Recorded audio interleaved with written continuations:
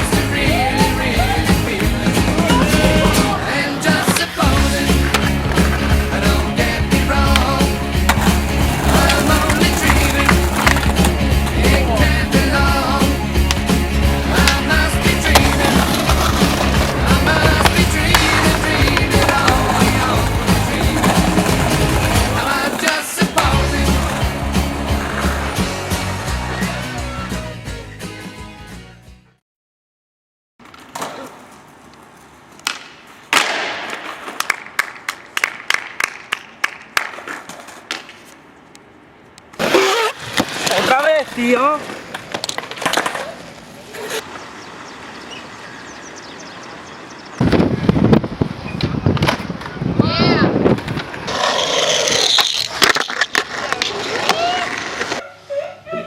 Ya está, no lo acerques más. ¿Quieres recoger eso ya? Sí, tío, espérate que me pongo las bambas. ¿Pero te vas a duchar tú, acaso? Sí. ¡Que no me va a grabar recogiendo mierda!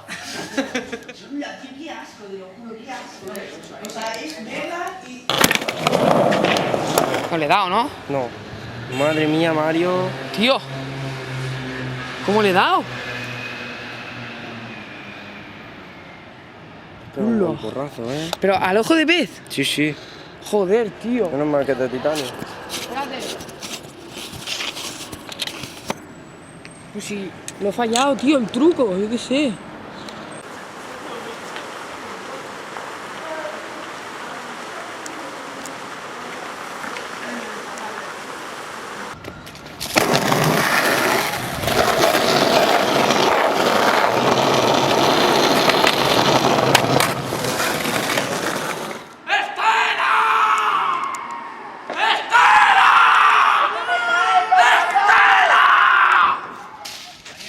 ¡Gilipollas! Eso se hace. ¡Cállate, cállate, Que me calle, encima que me calle, gilipollas. ¿De qué vais vosotros?